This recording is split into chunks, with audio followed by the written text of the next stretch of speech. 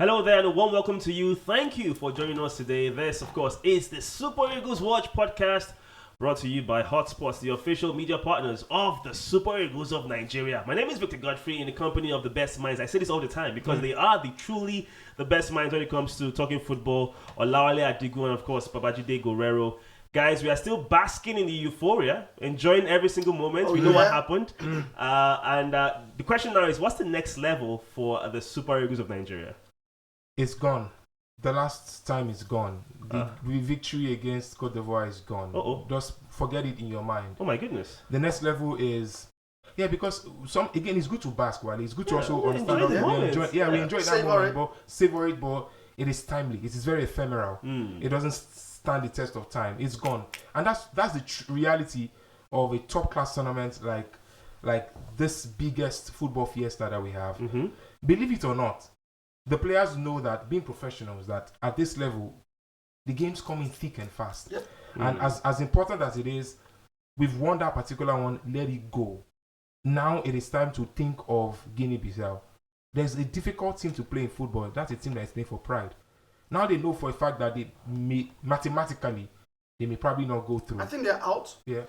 I mean, you are not even nice. I'm even trying to even. They've considered 6 goals this tournament, and they scored twice. The worst defense so far. How will they manage to progress? It is out of it. But I agree with you. The worst team to play is a team who's playing for pride. Because they can throw a wrench in the works. Actually, it's also a team we have history with. If you take a look at qualifiers, we've played them a couple of times. Their coach is Basiru Kande, so he has an idea of what to expect with the Super Eagles of Nigeria. But we have to move forward. See, in tournament football, it's 7 games of perfection if you want to reach the zenith.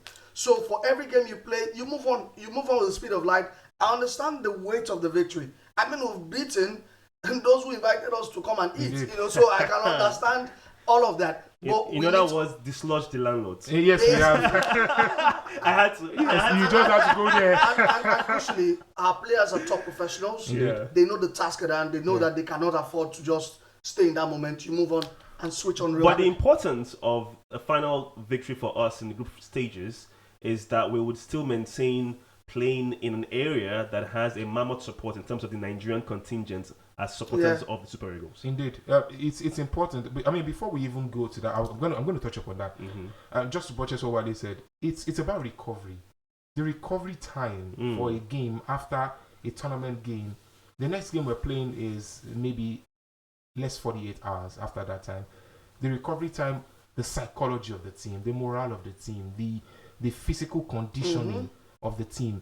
These are the interesting little details that makes, again, it's 7, and why they didn't put it in a way better, absolute spot on. 7 games of perfection to get to the final, and it's either make or break. Yeah, so I think we know for a fact that as Nigerians, when we smell blood, we go for the kill. Yeah, I think it's just a little bit unfortunate that Victor Osimhen hasn't really found that shiny goal scoring touch, but I think it will come good. I don't think there's any doubts in his quality. But against Guinea-Bissau, we are playing against a team that has nothing to play for. And that's a very, very sleepy pill. But I think we should come good. The players should switch on now to Guinea-Bissau. Hopefully, if they win, when they win. Yes, let me put that. When they win, because they will win. We hope to stay back in that stadium that has brought us a bit of. By the way, but just to quickly talk to the location thing, which I think it's something we shouldn't brush aside. It's important because the Super Eagles have formed some. There's been a lot of interaction, a bond with the community, with the Nigerian presence in that location. And you want to remain there. You want to keep it up. I mean, that takes me to the Malian side. The Malian side play on the northern part of the country, which is just 100 kilometers away from the Malian border. They also want to win their group, because their first game was home. Like a home game against South Africa. So you also want to do that. We talked about proximity the last episode, where we said that the border of Ghana. I mean, Osun State. No, that's your hometown. Yeah, my hometown is close. And you could see that yesterday. There was a huge presence of the supporters club, despite the fact that there was over 49,000 fans in that stadium. So I think it's important that we remain there. Let's touch on something that has been a part of the Nigerian mythos in some sort. I'm talking about football. and that's our attire, our jerseys. The talks that when we wear white, we don't win, and sometimes when we wear white, we also win. I'm not too sure. How do we put this to bed? Because we are both wearing white, by the way, Babajide, and you got your prediction. We win. You got your prediction spot on, by the way. But let's talk about that. We've had that talk so many times with Nigerian football. Attire, the jerseys we wear, are perhaps the reason why we win or lose matches. It's a myth. But it has found a way to get into our heads. But you can't deny the facts as well. And it became more pronounced in 2000. When we played that final against Cameroon. And strangely enough, we were supposed to be the home side. We lined out in white. And it got Nigerians really edgy. And we know how that panned out at the National Stadium in Sule. But there's history. We can place this in history. In 84, when we played Cameroon as well. In the final? They beat us, we were wearing white. And 84 was hosted by... the Ivorians in Cote d'Ivoire. So, in 88, the Moroccans hosted, and Cameroon beat us again.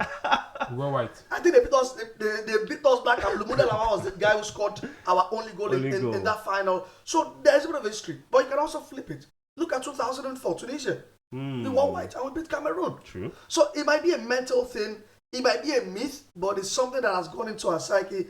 But trust me, white or green. If you go collect, you go collect. If you go collect, you go collect. Thank you guys for that, by the way. We are the best and we're not avoiding anybody. Now, on today's edition on Fly on the Wall, we do have exclusive sights and sounds from Abidjan. Enjoy.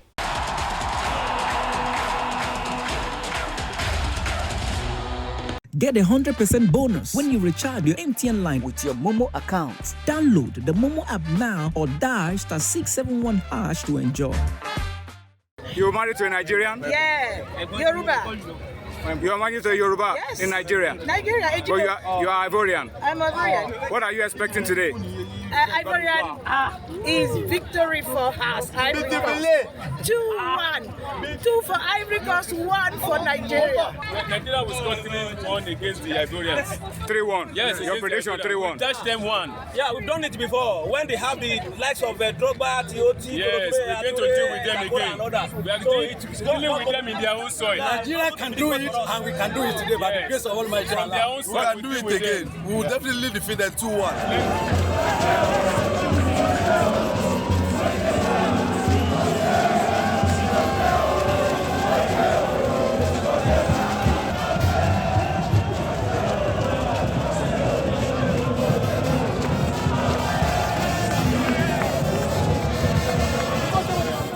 Get a 100% bonus when you recharge your MTN line with your Momo account. Download the Momo app now or dial *671# to enjoy.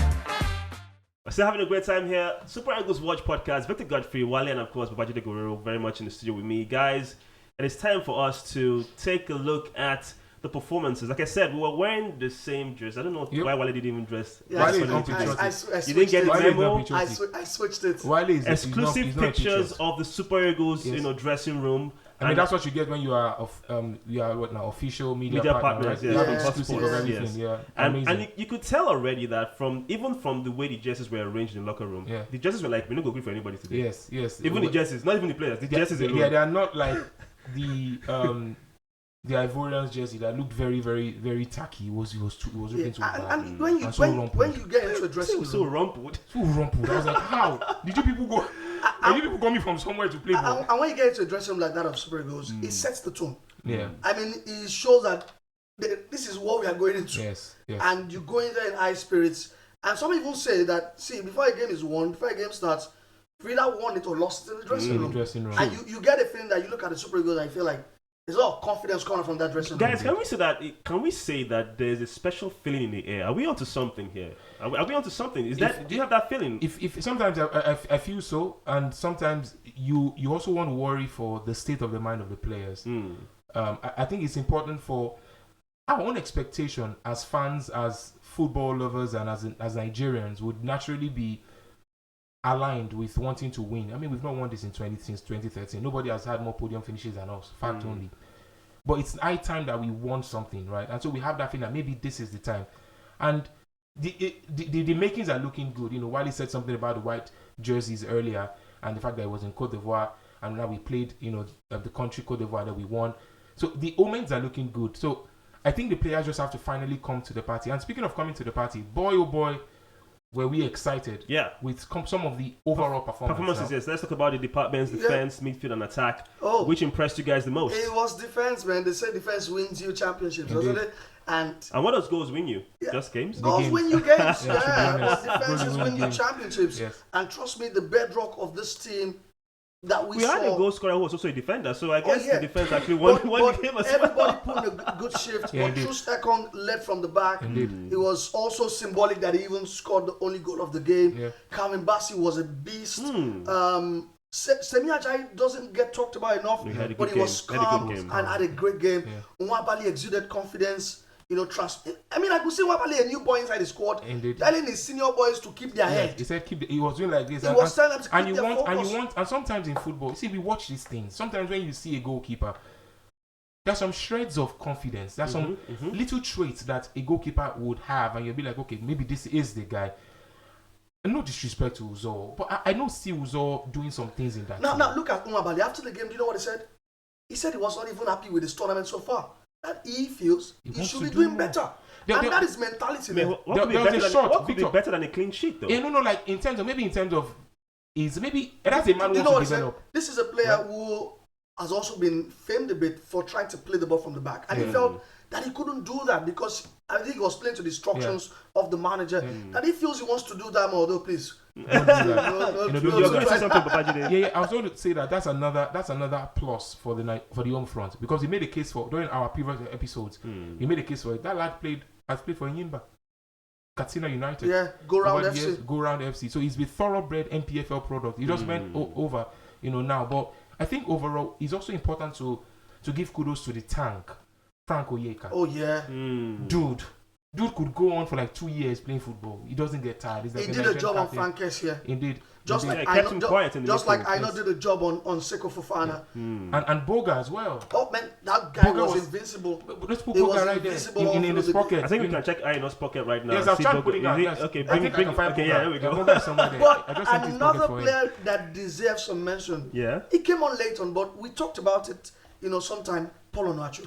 He came on and the brief was shield the ball. Yes, do your job. Fouls. Can we use this phrase? The gangling striker? Oh yeah. I had to. The gangling. Is it the dangling striker or the gangling striker? Gangling striker. The gangling striker. We do have footage of the team arrival at the camp in Abidjan after that fantastic victory from our last clash against the Ivorians.